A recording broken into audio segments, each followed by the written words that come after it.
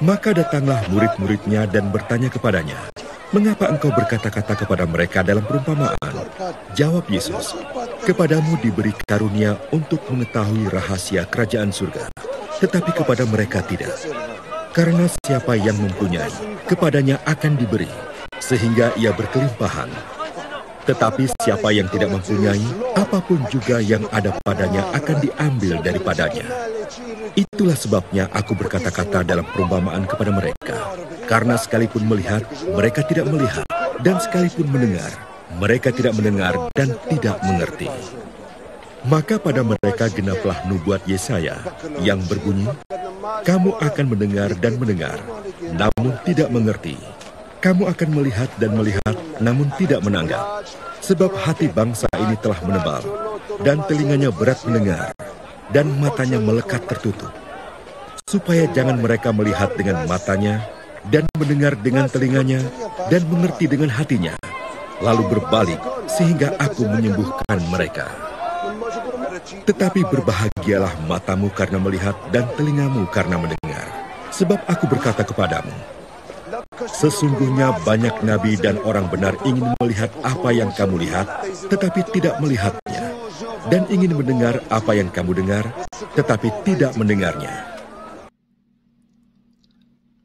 Saudara-saudari yang terkasih dalam Kristus Yesus, seperti kita telah tahu, dalam memberi pengajarannya, Yesus seringkali memakai perumpamaan. Mungkin kita berkata bahwa tidak semua orang mampu memahami bahasa perumpamaan. Apakah Yesus tidak mempertimbangkan kemungkinan bahwa seandainya Yesus mengajar dengan bahasa yang lebih lugas, akan lebih banyak orang yang mau menjadi muridnya? Saya kira hal itu juga yang terbersit dalam benak para murid, sehingga mereka mempertanyakan kepada Yesus. Mereka berkata, "Mengapa engkau berkata-kata kepada mereka dalam perumpamaan?" Yesus menjawab pertanyaan para murid dengan mengatakan bahwa perumpamaan itu menegaskan sifat rahasia kerajaan surga. Hanya orang tertentu yang dapat memahaminya, yakni mereka yang membuka hati untuk dibentuk menurut kehendak Allah. Pertama-tama memang Allah yang berinisiatif. Kemudian manusia diberi kebebasan untuk menanggapinya.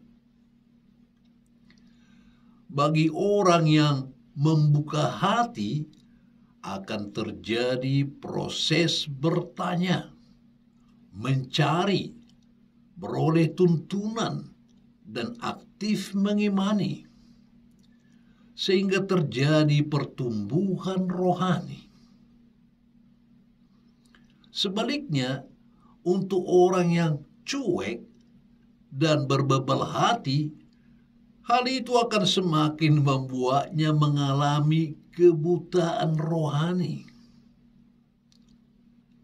Rahasia kerajaan surga itu semakin tertutup baginya, bahkan membuat orang itu mengalami proses pembutaan rohani yang lebih lanjut.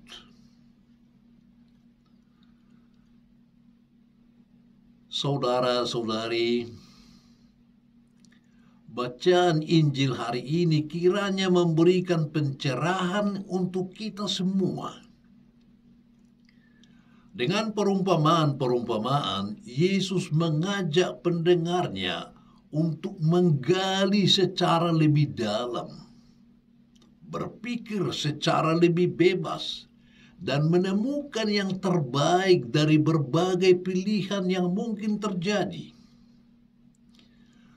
Proses Itulah yang diharapkan selalu terjadi dalam diri orang yang beriman. Dengan mencari dan menggali, hidup akan semakin teruji.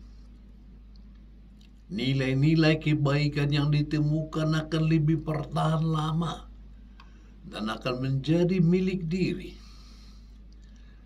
Yesus mengajak kita untuk menggunakan segala daya kemampuan kita untuk menemukan nilai-nilai kehidupan yang mengarahkan kita kepada keselamatan. Kalau kita tekun mencari dan menemukan, maka hidup kita akan menjadi berkembang dan bisa berbagi. Ya, saudara-saudari, proses beriman itu identik dengan sebuah proses belajar. Di bangku sekolah, kita belajar banyak hal yang belum kita mengerti. Ketika kita tidak mengerti suatu pelajaran, yang harus kita lakukan adalah banyak bertanya.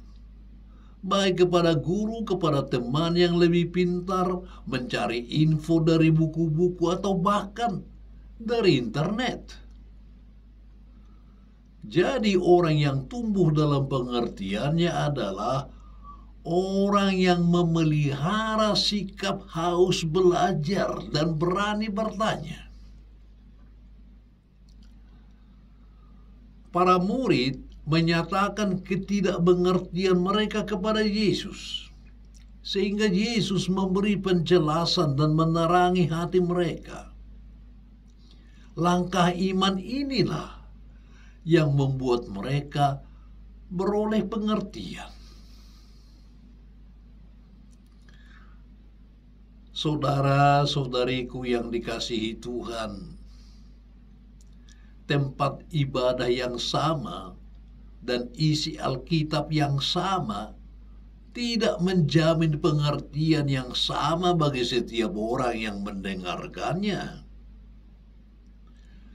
Pengkhotbah yang sama atau pengkhotbah yang sekeren apapun, entah pembimbing retret yang sehebat apapun, tidak menjadi jaminan bahwa orang akan mengerti kebenaran firman.